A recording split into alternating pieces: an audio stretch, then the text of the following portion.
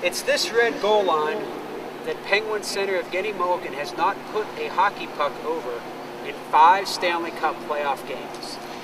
It's this blue crease that so many Penguins haven't made enough of an effort to get to over the past 5 playoff games and throughout the playoffs, really.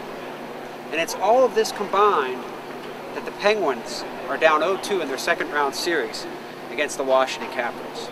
You can add up everything you want in this series.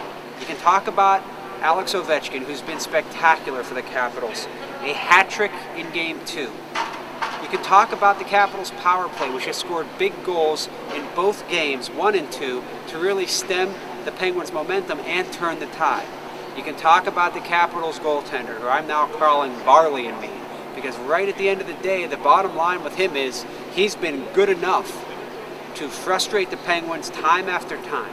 But when it comes down to everything, what you should be talking about is the lack of goal scoring by the Penguins, who don't happen to be named Sidney Crosby.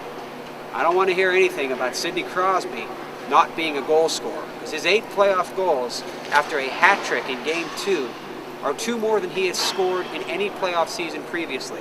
Sidney Crosby entered the Stanley Cup playoffs this year with 9 playoff goals in 2 playoff seasons. He already has 8. What else do you need Sidney Crosby to do? He scored all 5 of the Penguins' goals in this series. He's scoring those type of goals that only goal scorers that are really inspired and want to score.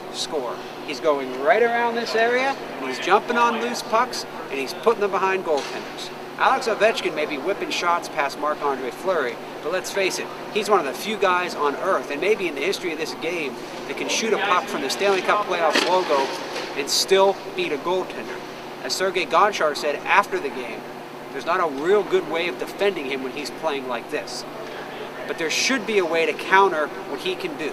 The fact is, in this series, Crosby's playing Ovechkin even. And if that was the case, the Penguins should have had the advantage, by all accounts, because they have the NHL's leading regular season point producer in Evgeny Malkin.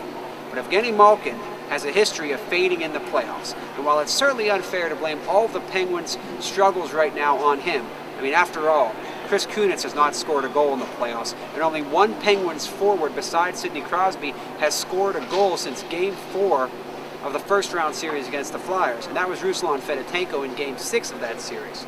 So the Penguins aren't getting a whole lot of goal scoring from everybody, but they're not paying everybody $8.7 million a year starting next season.